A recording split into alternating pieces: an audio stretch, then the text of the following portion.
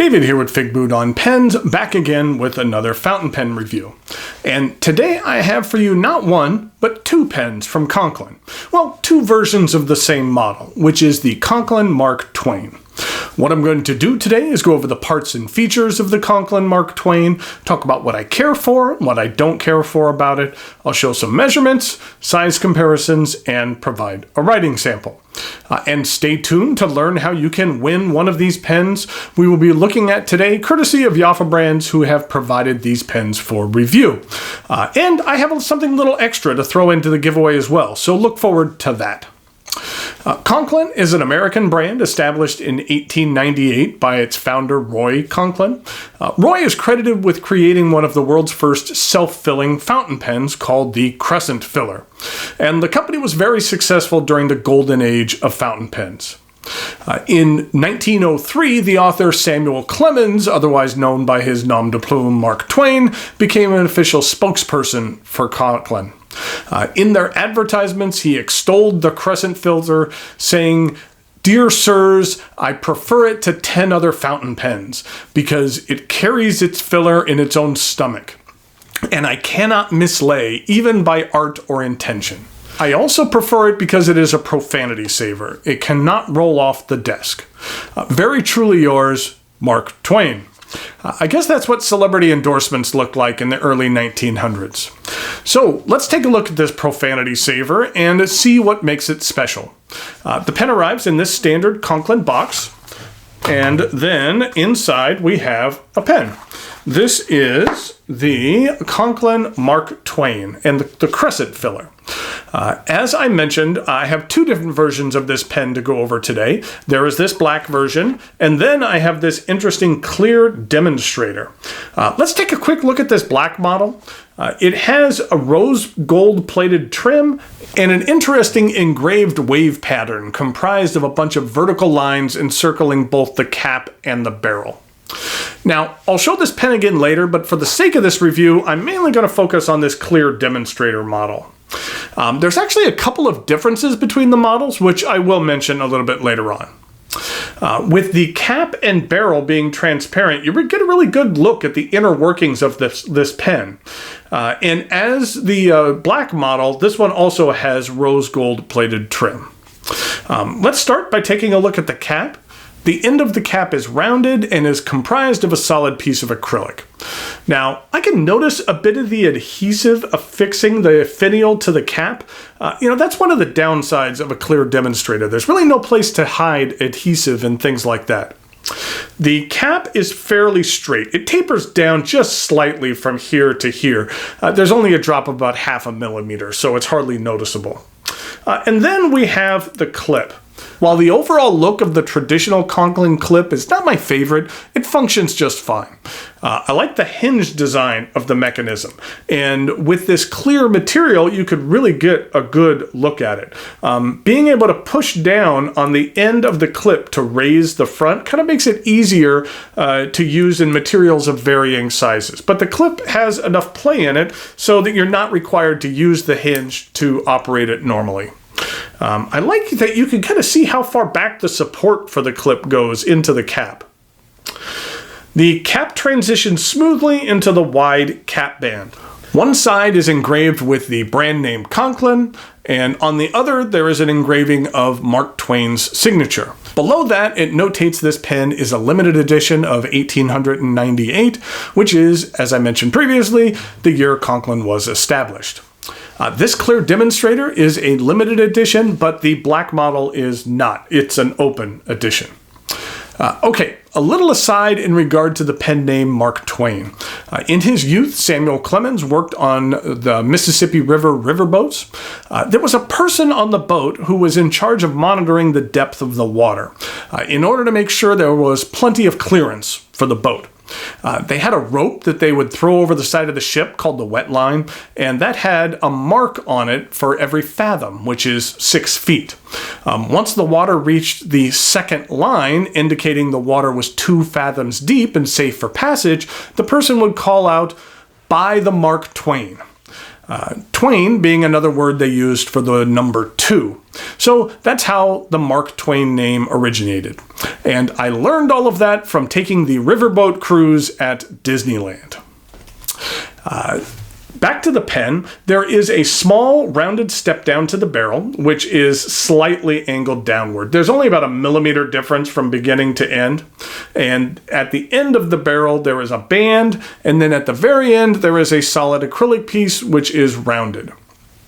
In the middle of the barrel, we have the most distinctive feature of this pen, and in order to get a closer look at this unique filling system, please join me over here at camera 2. Okay, let's take a closer look at this filling system.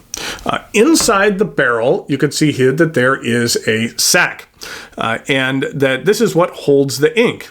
In order to get the ink inside the sac, you have this crescent. The crescent has a long bar attached to it, and that you can see that when you depress the crescent, the bar actually pushes down on the sac. That once you release the pressure, then the ink will be sucked up inside, filling the pen. And it's a pretty cool filling mechanism. There is a plastic ring right here. Think of this kind of like the safety on a gun. It prevents the crescent from depressing the sac and unintentionally expelling some ink. There is a little bit of a seam in it, you can see right there. So when the seam is not facing up, you cannot push down the crescent. And when you do have it facing up in alignment, then you can push it down. So it's a little bit of a safety right there. Okay. The cap twists off. Now, this is one of the differences between these models. On this clear demonstrator, there's only one set of cap threads. This means that no matter what orientation the nib is when you insert it into the cap, once the cap is sealed, the crescent will always align with the clip, which is nice.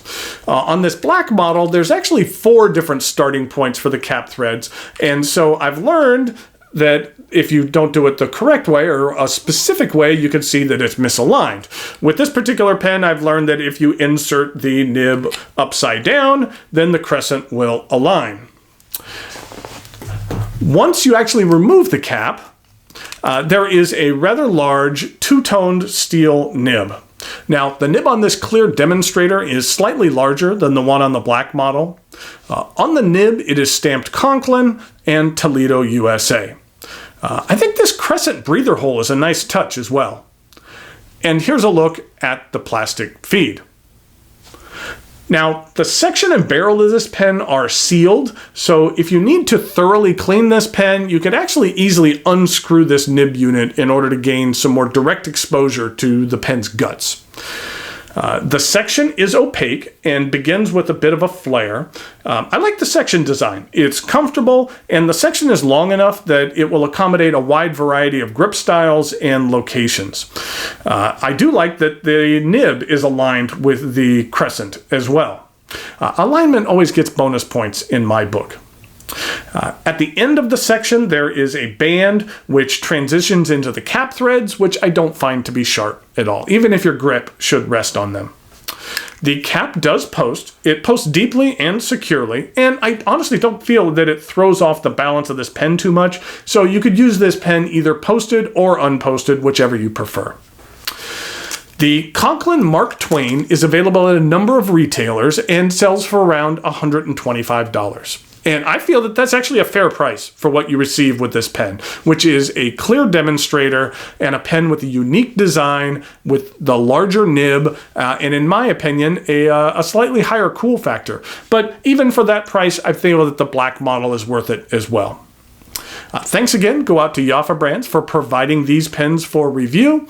In regard to the giveaway, the winner will actually receive 2 things. They will receive this black model, and in addition, they will receive a t-shirt. This t-shirt right here, which is a ladies large that says, "I work to buy pens." And then on the bottom, there's some Conklin branding. If you would care to win both of these items, all you need to do is to be a subscriber to this channel and leave a comment here on this video on YouTube. Or if you're a Patreon supporter, you can alternatively leave your comment there. In regard to a comment topic, the crescent filling system used on this pen is rather unique. Why don't you let me know about your favorite unique filling system? The comment topic is not required, it is just a suggestion. Details on the entry deadline and how I contact the winner are in the notes below. Good luck to all of you. So now it is time for some measurements, size comparisons, and a writing sample.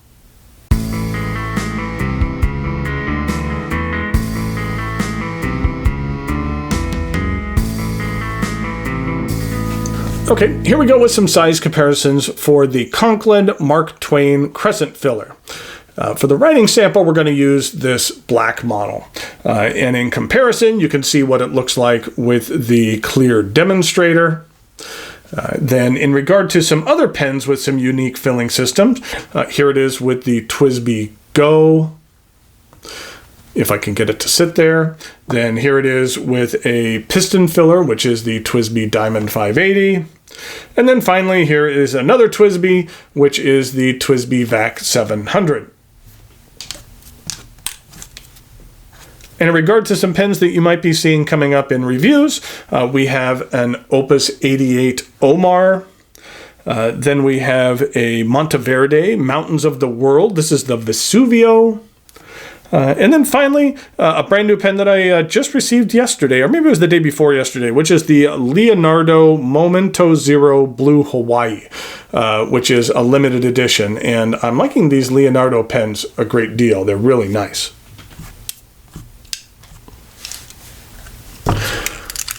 So here we go with the writing sample for the Conklin Mark Twain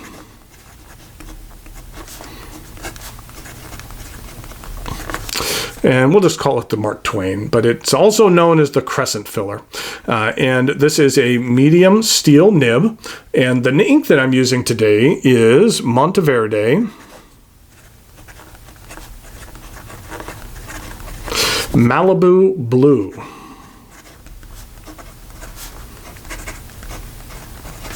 This is what the ink looks like. It's kind of a nice royal blue. This is what it looks like in regard to like a Faber-Castell royal blue, or even the Mont Blanc royal blue. So it's not quite as dark as the Mont Blanc, but it's very similar to the Faber-Castell royal blue. This is what the bottle looks like. It's a 30 milliliter bottle, and I like the fact that the top is wide enough, the lid is wide enough so you can get any pen in there. So I've been happy with the Monteverde inks that I've played around with before, that they're nice. So here we go with the rest of the writing sample.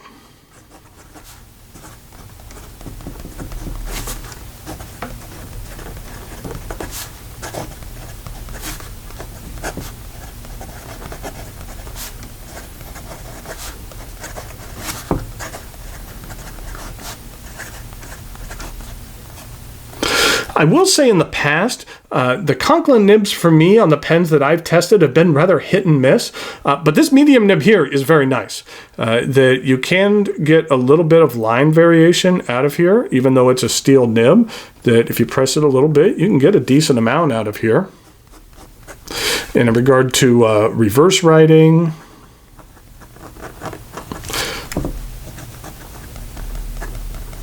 it's a little bit scratchy, and the ink flow is decent on this particular nib. And in regard to some fast writing,